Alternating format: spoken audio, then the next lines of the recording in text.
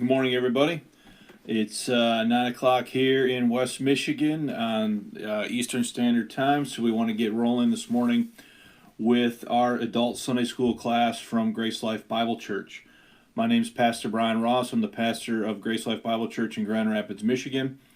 And during our adult Sunday school hour for the past number of years, we've been doing a very extensive study on issues related to the inspiration, preservation, transmission, and translation of God's Word, with a particular focus on the justification for believing that for the English-speaking world, the Bible resides in the King James Version.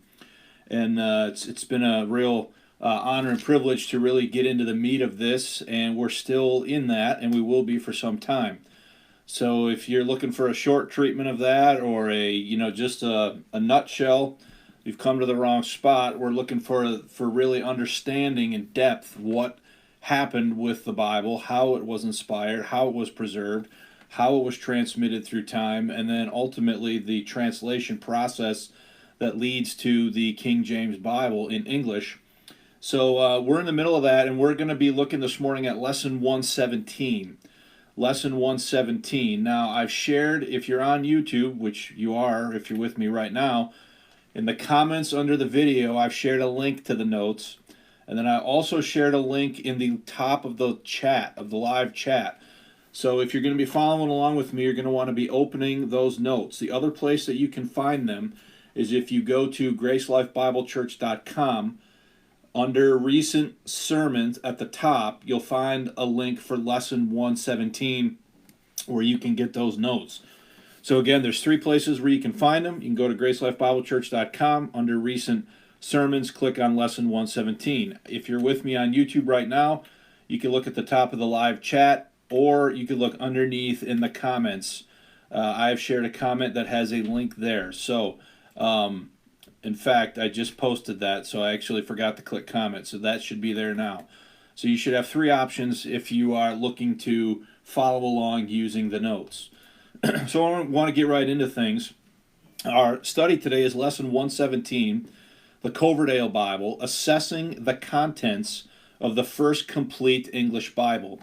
One of the things as I was thinking about this that occurred to me is, we're all very familiar with, Bible readers in the 21st century are very familiar with the Bible.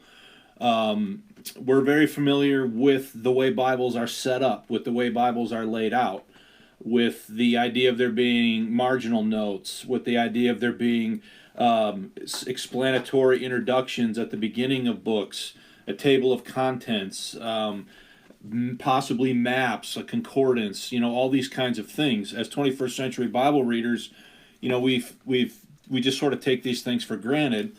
And given the fact that Coverdale's Bible is the first complete Bible in English, I thought it would be important before we move on to really kind of look at what was in that Bible and how it kind of set the standard and the tone for what would follow in Bibles after that. Okay, so we're going to do that this morning by assessing the contents of the first complete English Bible. So if you're with me, you need to be on page 1 at the top under Introduction, and this is where we're at. Thus far, we've done 4 studies on the Coverdale Bible.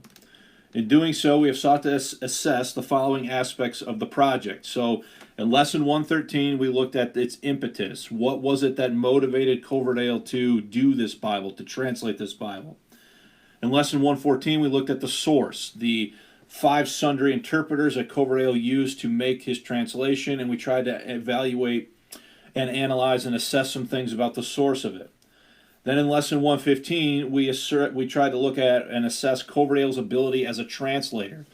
And we looked at those portions of his Bible where he is translating independent of William Tyndale, because Tyndale hadn't done that yet. And so his work is original in the sense of it being the first translational work in English to show up in a printed edition. Of course, acknowledging that Wycliffe translated into Middle English in the late 1300s. And then our fourth lesson was Lesson 116, which was on assessing Coverdale as a reviser of Tyndale. So that's what we looked at last week, those places where Coverdale was revising Tyndale based upon looking at his 5 sundry translations.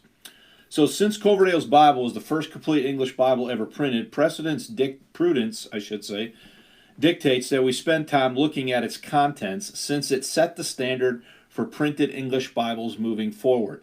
So I just mentioned again a moment ago that we are very used to a Bible having a lot of stuff in it other than just the inspired, preserved text or those words that were given under inspiration.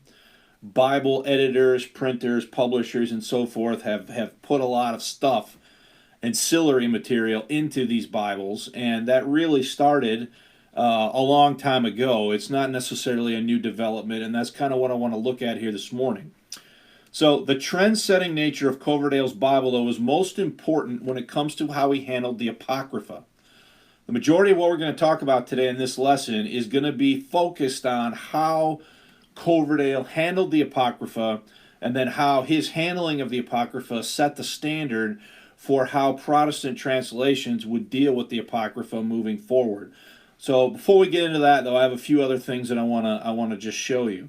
So before discussing the Apocrypha, I'd like to comment on the following aspects of the project. So we just kind of want to look at the organization of Coverdale's Bible, the layout of it, and some of the features that he included. Then we're going to look just shortly at marginal notes and the way Coverdale used marginal notes, how many marginal notes there were, what were some of the things that he was trying to convey by using marginal notes. And then after that, then we'll look at the Apocrypha, which will take the majority of our time. So at the bottom of page 1, the first point, organization, layout, and features. Point 1. The first complete Bible in English was a small folio in size. Now, when you hear that word folio, that's just talking about the size of the Bible. It's not a large Bible. It's nearly like a pocket-sized edition, maybe probably a little bigger than that, but it's not a huge, it's not large in terms of its physical size. There are 57 lines of text per page, and the typeface is comprised of angular black letters. So it's very sort of standard for early 16th century English printing, the way it appears as far as the size, the letters, the number of lines of text per page, and so forth. Okay, so bottom of page 1.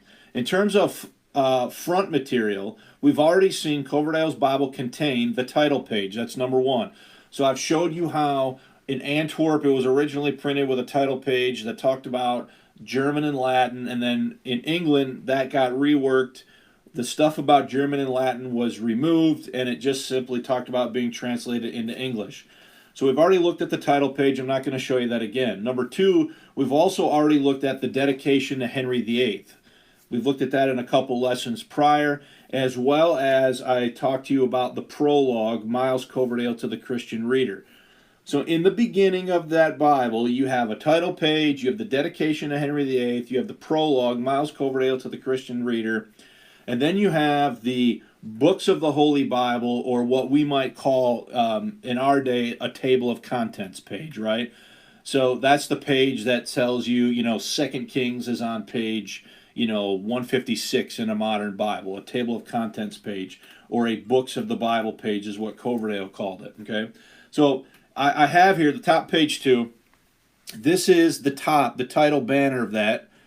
The books of the Holy Bible, both that are named in English and Latin. So that's the top of that page. And then if you look at page 2 on the notes, that's broke down into 6 parts. What he calls the books of the first part are Genesis to Deuteronomy. So that would be what we might call the Pentateuch, or the first 5 books of the Bible that were written by Moses. Those are the books of the first part, according to Coverdale. Then he gets into what he calls the books of the second part, Joshua through Esther. Now, of course, if you're looking at the notes, I gave you the old spellings there as well as the modern spellings. Then the books of the third part, which are Job to Solomon's Ballads, or what we call today Song of Solomon in our modern Bibles. Then the fourth part he calls the prophets, which would be Isaiah to Malachi. Then you have the Apocrypha, Esdras to Maccabees, and then the New Testament. So it's broken down there into 6 parts, the way that Coverdale has that set up. So if you scroll in your notes down to page 2, you can see that I've given you also that. So at the top there, you can see the books of the Bible, and you can see there from these 2 pages that Coverdale has divided it into 6 parts that I just went through with you, and you can examine those in more detail there if you're looking at the notes on pages 2 and 3. So he's got the Bible, the whole Bible, including the Apocrypha, broken down into 6 parts, and that's the way that he has divided it, right? So go to page 5. Go to page 5 in the notes. Now, each one of these 6 parts had a dedicated title page. So it's broke down into, the whole Bible's broken down into those 6 parts we just covered, and then at the beginning of each part, there's a dedicated title page that's included. The following is an example of the books of the second part, i.e. Joshua to Esther, and the other 5 parts had a similar title page. So if you're on page 5, you can see that. I've zoomed in for you here for the benefit of the recording. So that's the second part of the books of the Old Testament, and you can see that starts with Joshua and it ends with Esther. So of all of those, for all of those 6 different parts that we just covered on the title page, there's embedded within the text a separate title sheet for each one of those parts.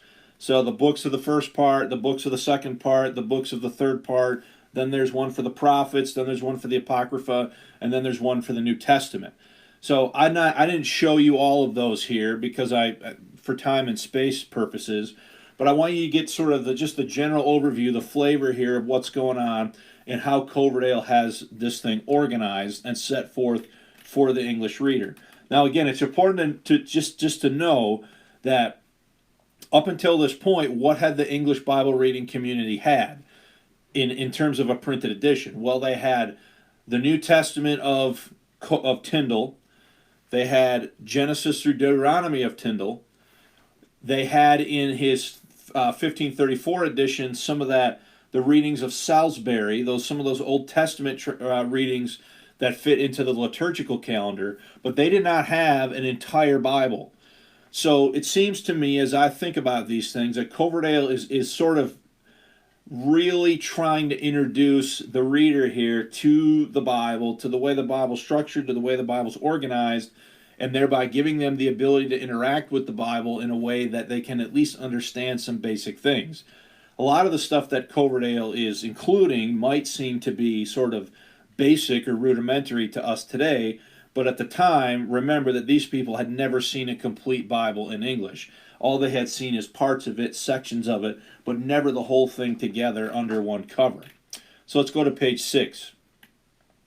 Another feature of Coverdale's Bible was the use of woodcut illustrations and drop caps to decorate the page and offer visual aids to the reader. The following example is taken from Genesis 1. Similar artwork and drop caps can be found throughout the work. So if you're on page 6 in the notes, you can see that. And here it is for you on the video. So you see 6 illustrations there. This is from Genesis chapter 1, illustrating the 6 different days of creation. And then you can see the ornate eye there, the drop cap for Genesis 1:1 in the beginning. So Coverdale's Bible is filled with these types of woodcut illustrations as well as drop caps to decorate the page and to offer visual understanding for his readers. Now, I'm going to say this here. I've said it before, but I'm going to mention it again. Remember that for the majority of the history of the dispensation of grace, especially in the English-speaking world, I'll even say in the Catholic-speaking world, just say it that way, across Western Catholic Europe, the majority of the population was illiterate, which is why when they did these stained glass windows in these Gothic churches and so forth, they put these scenes from the Bible to help people with, understanding the stories because they could not read them. And there are a variety of reasons for that, obviously. One of them, they're illiterate. Number 2, the Bible's not even available in the language of the people because it's in Latin, etc. But when Coverdale does his Bible, he includes a lot of these types of illustrations. So the pages they're decorated, They've got illustrations. They've got things there to try to help the reader understand what they're reading in a visual way. If you go to the top of page 7, this is a woodcut from the end of Exodus. This is from Exodus 40 of the children of Israel camped around the tabernacle. So that's a woodcut that's in Exodus 40 in the Coverdale Bible. So again, these things are included to try to help the reader visualize and understand what they're reading.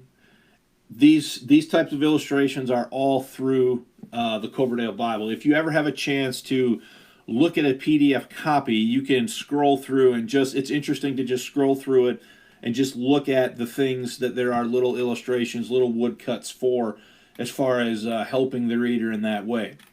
Bottom of page 7. Coverdale also included an introduction of each canonical book, in which he provided a short written summary of every chapter, or each chapter. The following is the example from the book of Genesis. So if you go to page 8, you'll see this. So this is at the beginning of Genesis. There is a one-sentence summary of every single chapter of the book of Genesis. Or every single chapter of the book of Genesis. There's a one-sentence summary of that chapter here that Coverdale has provided. And then he does that then for every book throughout the whole Bible. So these are just some basic organizational formatting and layout things that are interesting. So when I pick up my Schofield Reference Bible here and I go to, I don't know, let's just say Hosea. I'll just go to Hosea because that's what I open to. And there's this information here at the top of the page, background information and so forth about Hosea, the dates, some explanation of what the theme, the purpose, when it was written, all that kind of stuff. Now, that's a modern study Bible doing that, but the idea of the reader needing some assistance with understanding layout, formatting, and so forth happens very early on in the printing of the English Bible. So Coverdale is doing these kinds of things. He's got the table of contents. He's got it broken out. He's got an introduction at the beginning of each book. He's got illustrations, woodcuts, drop caps. He's got all of that to try to, really help the reader understand what's going on. So that's the first point. Just looking at organization stuff, layout stuff, some things that are interesting. Now, I'll say this. From there, this just is going to continue to sort of expand over time. The next Bible that we're going to look at, I have one on my shelf back over here. I should have grabbed it, but the Matthew's Bible from 1537 is going to just expand this even further. This idea of ancillaries, aids, pre-information, all of that. And then, of course, if you look at a modern study Bible, there's all kinds of stuff in a modern study Bible. I also have a book over here, a Bible over here from 1877 that has all sorts of these kinds of things in it, as I have an American printing over here from 1828 from a company in Massachusetts that's got a bunch of that kind of stuff in it too. So Coverdale starts this. From there, it's just going to kind of expand, and we're familiar with this kind of thing from our understanding of modern Bibles. So let's go to page 9 and look at the second point, which is marginal notes. Regarding Coverdale's use of marginal notes, J.I. Mombert states the following in his English versions of the Bible from 1883. Please note that I have updated as much of the spelling as possible. Some of this, I have no idea what the word is, so I didn't try. The rest of it, the majority of it, I was able to update. So he says, quote, Mombert says, quote, the very limited number of notes. So there's not a ton of footnotes. There's not a ton of marginal notes in Coverdale's Bible. There are 66 in all. So in the whole thing, there are 66 marginal notes or footnotes. 47 of them are in the Old Testament, and 19 of them are in the New Testament. So it's not a ton of notation here in Coverdale's Bible. So of the notes in Coverdale's Bible indicates very plainly that they also are drawn from the versions which stand to his in relation of parent to child. So what does that mean? That means this. we've looked at the 5 sundry interpreters that Coverdale used. The vast majority of the marginal notes that he has in his Bible, of these 66, the vast majority of them are him providing alternative readings from these other interpreters. So he'll give you what he says in English, and then he'll say in the margin, oh, Luther reads this way, or Zurich reads this way, or the Vulgate reads like this. That kind of stuff is what he has in the majority of these marginal notes. And again, they reinforce the concept that we've seen in an earlier lesson, that Coverdale's translation is secondary as well as eclectic. So we talked about that last week in our time together, right? So Coverdale's, you have first level, so you'd have the Greek here, Greek and Hebrew here, that the first level you'd have Luther, Zurich, you'd have Pangentius, you'd have first level translations of the Hebrew and Greek, and then underneath that you'd have Coverdale. So Coverdale's not using the Greek and Hebrew up here, he's using Luther and the 5 sundry interpreters at this level. So when we look at the marginal notes, the 66 marginal notes that are included in Coverdale's Bible, they make very plain the idea that Coverdale's translation is secondary and that it's eclectic. The way Mombert describes it here as parent to child. So in other words, Luther, the Zurich Bible, all those are the parent, and Coverdale's is the child. And so the notes sort of bear this out. Excuse me. They furnish both alternative readings and explanatory matters. So let's just look at a couple of these. We don't need to read all of them. I've given you all of them here as examples for you to consider, but let's just look at a couple. So let's look at the first one. Genesis 3:6. Genesis 3:6. A pleasant tree to make wise. So that's what Coverdale had in the text. A pleasant tree to make wise. And then he has in the margin, some read, while it made wise, and then he's got Luther and Zurich. So he's telling you in the text what he had in English, and he's telling you in the margin that some others had this, while it made wise, and that's what Luther and Zurich had. So again, you see there the secondary nature of what Coverdale's doing. Most of the marginal notes are of this kind of thing. Let's look at Genesis, let's see, this would be Genesis 17:2. I am the Almighty God. Luther, Pangentius, and the Vulgate. So some read, I am God, Shaddai. So, and then he's got what the Zurich Bible has there in German. So again, it's real clear when you look at this how Coverdale is conceiving of things. Go to, drop down in that list, we're on page 9. Drop down in that list to Matthew chapter 1, verse 8. Matthew chapter 1, verse 8. So here we have an occurrence of Erasmus. Before they came together, Erasmus. Some read, before they sat at home together, Zurich. And then he mentions Luther, and then he mentions the second edition of Tyndale. So again, the marginal notes that he does include are most often, of these 66 notes, they're most often to explain the reading. If you look at the next one down, from Matthew chapter 16, verse 7, a box of precious ointment, Tyndale, second edition, an alabaster box. Some read, a glass of precious water. That's what Luther had. So the notes are trying to just explain the reading, trying to give you different insights into how the reading should be. So you can look at the rest of these here on page 9. And again, those are just samples of the other 66 notes, but the majority of them are this type of explanatory information. So let's go to the top of page 10. Before moving on to talk about the Apocrypha, it's important to note that Coverdale's marginal notes bear witness to the secondary and eclectic nature of his translation. I kind of said that already. From his marginal notes, we see how his 5 sundry interpreters impacted his English readings. In the marginal notes, we see the familiar names of Luther, Tyndale, the Vulgate, Pangentius, and Zurich, all of which are noted as sources in previous lessons. So all of those we've already looked at and noted as sources from previous lessons that are impacting it. And then we look at the marginal notes, and we see that the alternative readings are coming from these exact sources, and so that just reinforces what we've already said. That should not be a surprise. In fact, that's probably what we should expect to find if we've been accurate about what we've said in the other statements, and I believe that we have been. And there's also the one mention of Erasmus, at least in the samples that I gave you.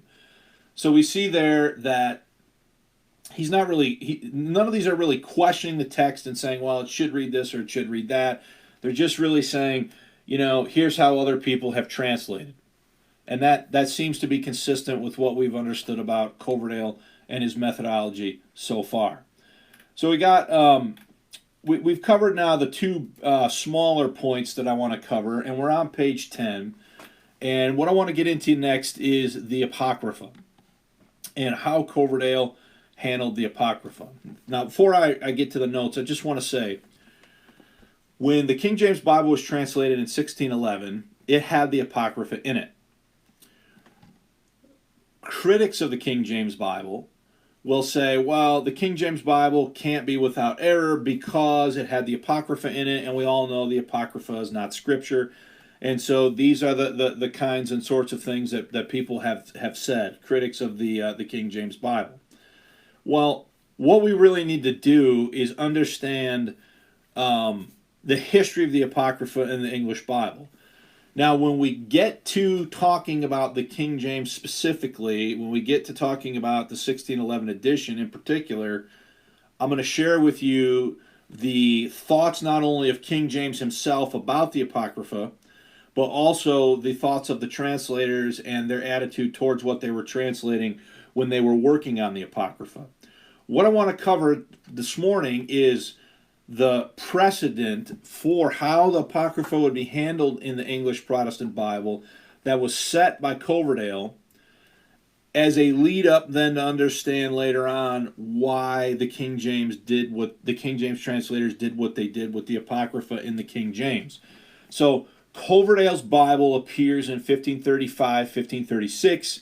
The King James is on the market in 1611, right? So you got about 80 years, give or take there, of translational history between Coverdale and King James that we need to try to understand.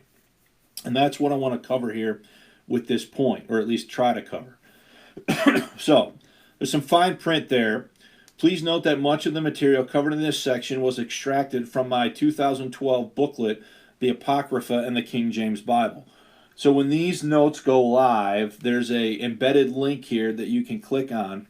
Well, actually, you can do that now already, in fact, if you want to read that whole booklet and look at what I said about it. So a lot of what I'm going to say here, minus the pictures and some of the images, I have expanded a few things here, are taken from that booklet. So let's look at point number one here under the Apocrypha. As we know, it was in 1535 that Miles Coverdale published the first complete English Bible. Coverdale's Bible set a precedent in one history-making matter related to the relationship between formatting and doctrine.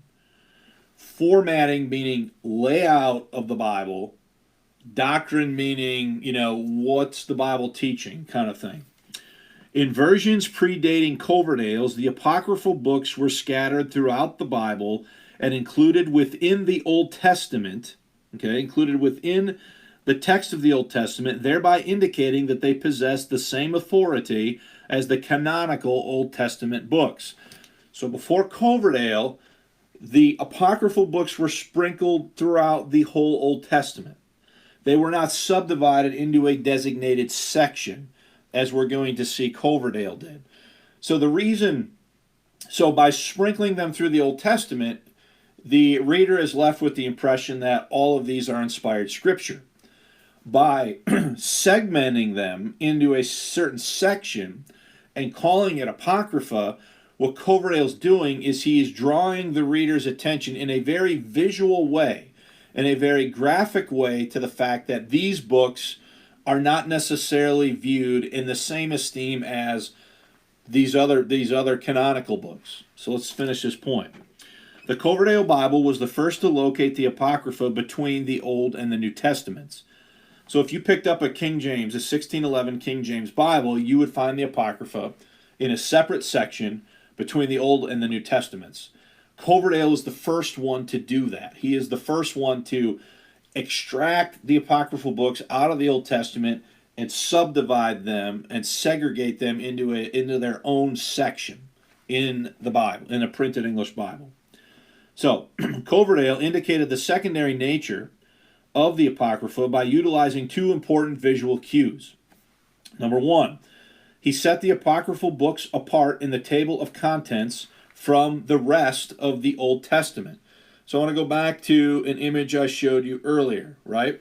So if you look at this image here on this side, you can see that it says the Apocrypha, and that those books are divided from the New Testament. The New Testament down here, and the rest of the Old Testament over here. So that's a formatting feature. They are subdivided on the table of contents page into a separate category. And again, the pictures of that are on pages 3 and 4 in the notes if you want to scroll back up and get a closer look at that. And second, he included a separate title page for the Apocrypha, upon which he noted their secondary status and the fact that they were not recognized by the Hebrew people as canonical. So let's read that. And I've included also for you there the image of that. So I'm on page, let me get back to it here on my slideshow. I am on page 10 at the bottom. So on this image, you see a zoom in of the language that I'm about ready to read to you. And then you can see the whole page there of the apocryphal title page that appears at the beginning of this section. So here's what he said. He said, the books and treatises, which among the fathers of old are not reckoned to be of like authority with the other books of the Bible, neither are they found in the canon of the Hebrews. So that's, at the bottom of page 10, that's the statement that you're reading. That's what's pictured there in that picture at the bottom of page 10. That's what's pictured here in this slideshow. That's the statement. So the statement is very clear. It is indicating that they are secondary, that they're not of the same authority of the other books of the Bible, and that they cannot be found in the Hebrew Bible. So the Hebrews never viewed these books as canonical. The Jewish nation did not view the Apocrypha as canonical. They are added later because of church tradition and other things. Okay? If you want to learn about that, you want to find the lessons in this series about canonization, where we went over the issue of the canon and how it was determined and settled and all that stuff in great detail. You'll want to find those lessons on canonicity. So scroll down to page 11 now. There you'll see the full image that I just showed you on the slideshow of the title page for the Apocrypha in Coverdale's Bible. So bottom of page 11. Coverdale was the first translator to set apart the apocryphal books as having a distinct place and a lesser value than the canonical books.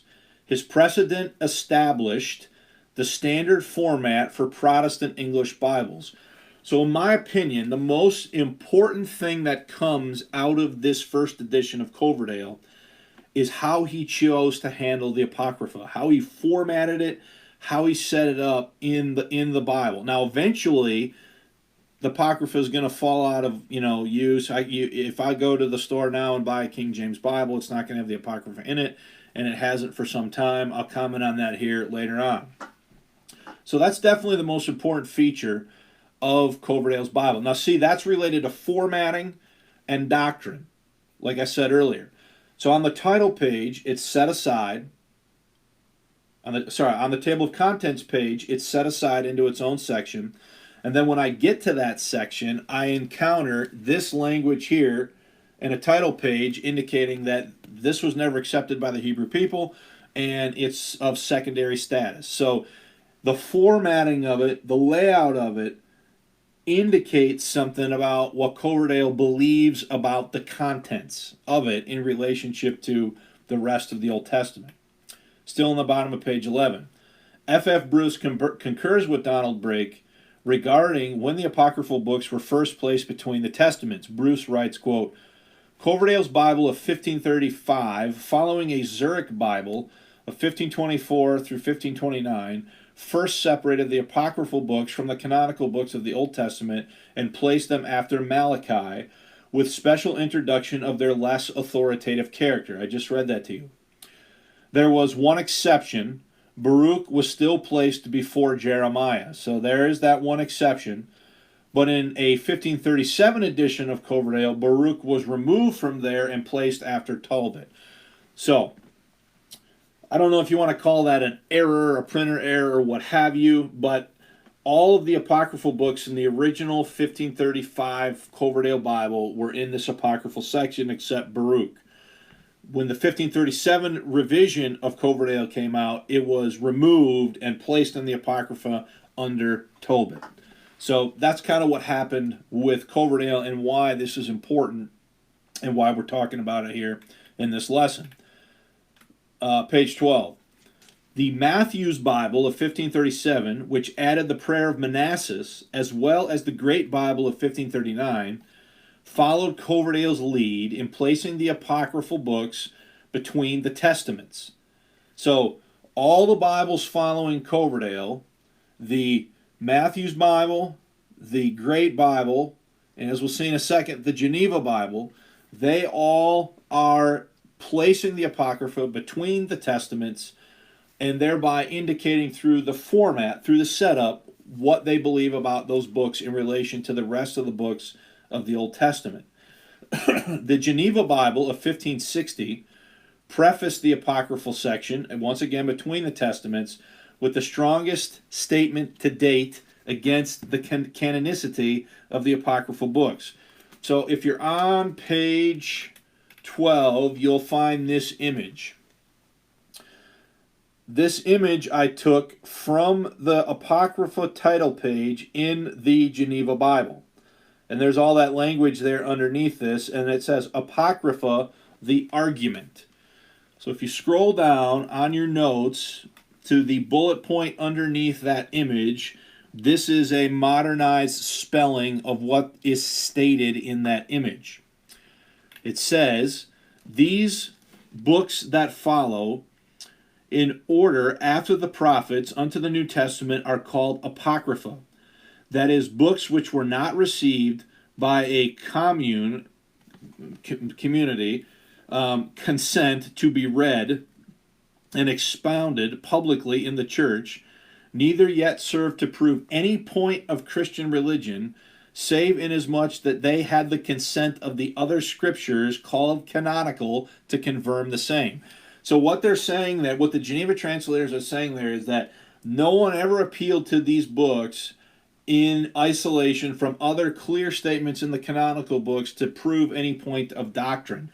So this is a very precise statement that the Geneva translators are using to clearly communicate to the reader that these books are not as authoritative as the rest of the Old Testament.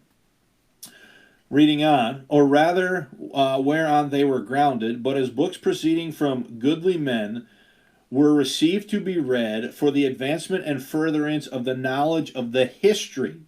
So they're saying these are history books. They're just like secular history books. They're just recording some history. That's what the Geneva translators are saying about the Apocrypha. For the instruction in godly manners, which books declare that at this time God had a special care of in his church and left them not utterly destitute of teachers and means to confirm them in the hope of the promised Messiah, and also witnesses to those calamities that God sent to his church were according to his providence, who had both so threatened by his prophets and brought it to praise for the destruction of their enemies and for the trial of his children. So basically what they're saying there is that the apocryphal books are history books, and that all they're doing is recording the history of, they call it the church. Theologically, I obviously don't think that's the church, the body of Christ, but just saying that the things that God said in the prophets, the people of God faced, and that they're recorded in the apocryphal books. That's what the statement or the disclaimer here is saying in the Geneva Bible from 1560. But again, the format here is following what Coverdale did, as well as the inclusion of a statement indicating their secondary nature. Bottom of page 12. Moreover, the Geneva translators printed the Prayer of Manassas as an appendix to 2 Chronicles, adding a notation of its apocryphal character. So if you go to the top of page 13, and this is a little bit distorted there in the image. I didn't even include this image in my slideshow. It says, underneath the image, this prayer is not in the Hebrew, but is translated out of the Greek. So again, steps to indicate that this is not part of the Hebrew text. So a lot of things going on here with the Apocrypha that are important to know. Next point. The Bishop's Bible of 1568 also separated these books from the rest of the Old Testament and included a separate title page. However, they included no apologetic reason for doing so.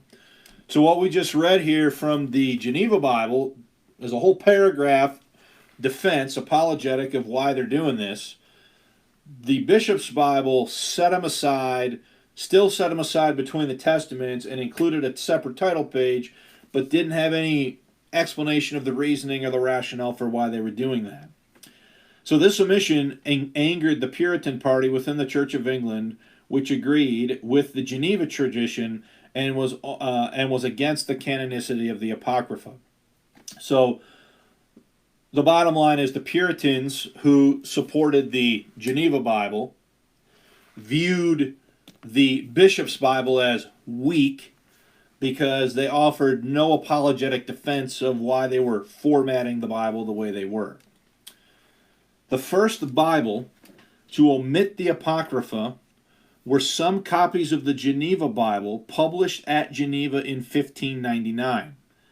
Now, what's interesting about this is that there's a gap in the page numbering between the Testaments. So, if you go to the end of the book of Malachi, let's just say it said, for the sake of illustration, page 499. And then if you went to the beginning of the New Testament, it said page 600.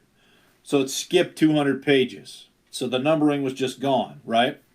So there's a gap in the page numbering between the Testaments, indicating that the decision to omit the Apocrypha was made after the pages were printed, but prior to binding. So the Apocryphal section was printed, but the binder, the publisher, decided not to include them in the binding because of the gap in the page numbers. So that happens for the first time in 1599. So, by the early 17th century, when the translation work on the Authorized Version began, there was already historical precedent for including the Apocrypha in a separate section between the Testaments.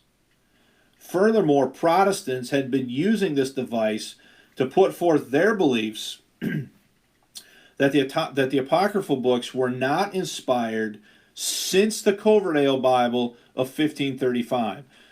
So Coverdale's Bible is very important in how it set the standard for how the Apocrypha would be dealt with in English Protestant Bibles.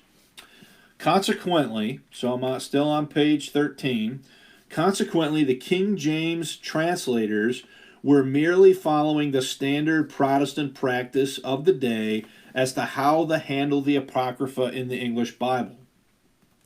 These realities reflect the religious tension that was still present in the early 17th century.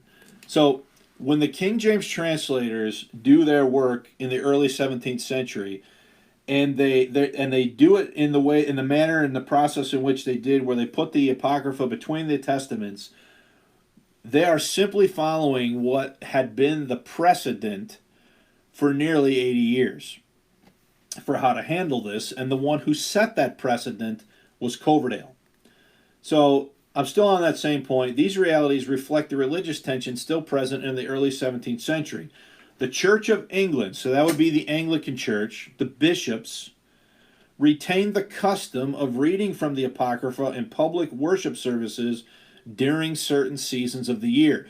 Now, of course, the Puritan faction rejected that.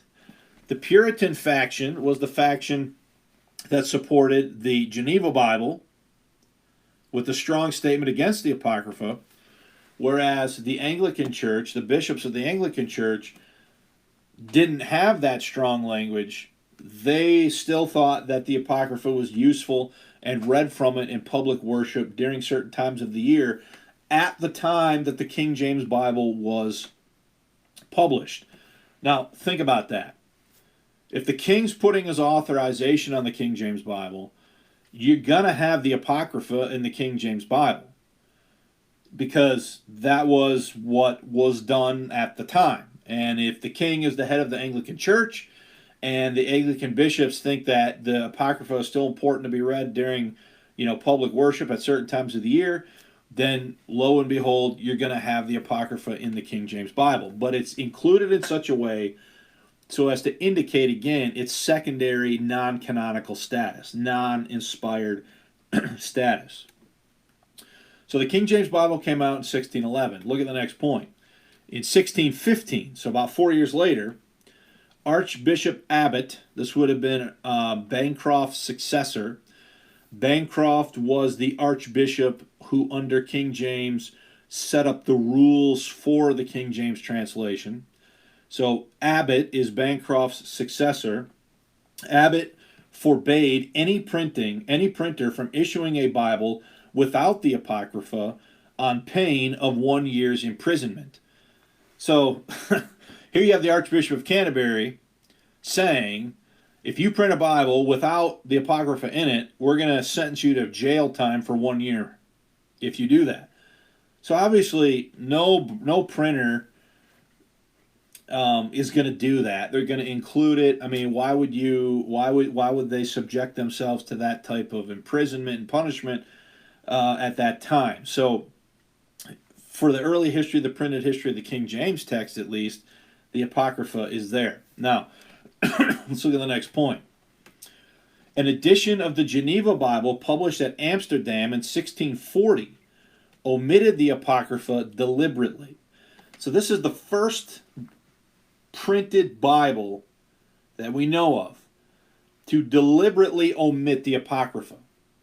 Now remember, in 1599 there was this edition of the Geneva Bible that just skipped the Apocrypha and the page numbering, but this is a deliberate omission in 1640.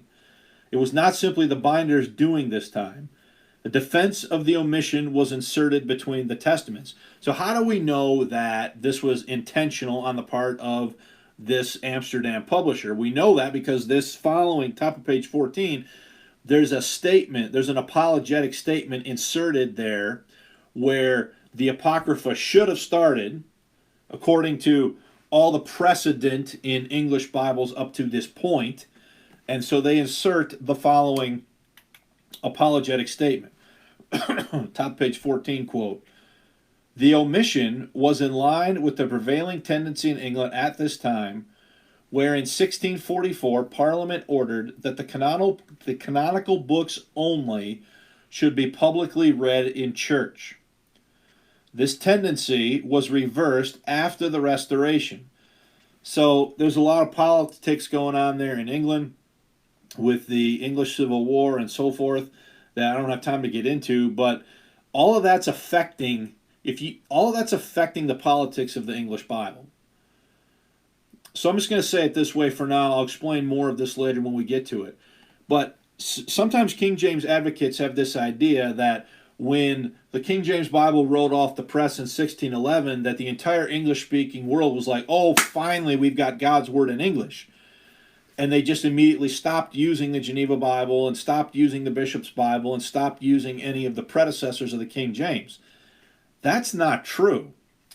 The King James Bible, especially during the English Civil War, when the Puritans took over the government under Oliver Cromwell, the King James Bible sort of fell out of favor a little bit there because of who's running the country. Who's running the country? It's the Puritans.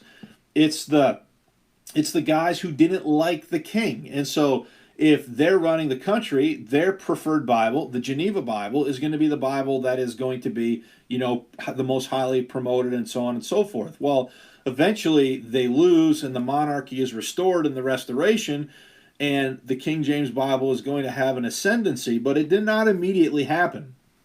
And in fact, because it was authorized by the Crown during the period of the English Civil War, when Cromwell was running the country, it fell out of favor. Now, it was never persecuted and burned and so on and so forth, but it was not the it was not the version of choice or the popular version. So, finishing this quote, this tendency was reversed after the Restoration, but the exclusion of the Apocrypha became increasingly popular among the nonconformists. So that would be these Puritans under Cromwell that I just mentioned. It is noteworthy that the first English Bible printed in America in 1782-1783 lacked the Apocrypha. So eventually, the Apocrypha just falls totally out of, amongst Protestant editions of the Bible. It just is eventually becomes just superfluous and completely left out. Now, it takes some time for that to happen, but Coverdale is the one who set the trend on how it should be handled, and it was like that all the way through until the decision was made to just take it out, and it didn't need to be there. So, top of page 14. It was Coverdale's Bible from 1535 that set the precedent for this later history in terms of how the Apocrypha was handled in Protestant editions of the Bible.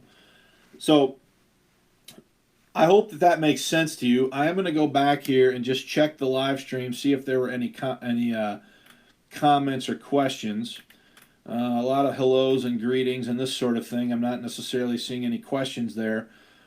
But Coverdale, the real thing that we need to take away from this first edition, this first printed edition, is how the Apocrypha was handled.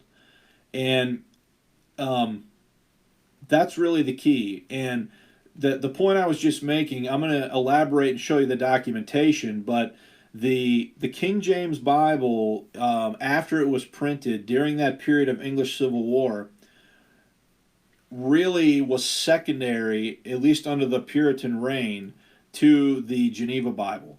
So the politics of the English Bible and the popularity of a given Bible was really at first, in the first, say, 50, 60 years after the King James was printed, was really a matter of the politics of the crown and who was running the country and so on and so forth.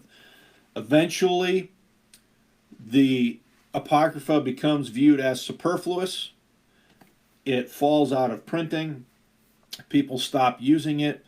And so Protestant editions then drop it and no longer include it.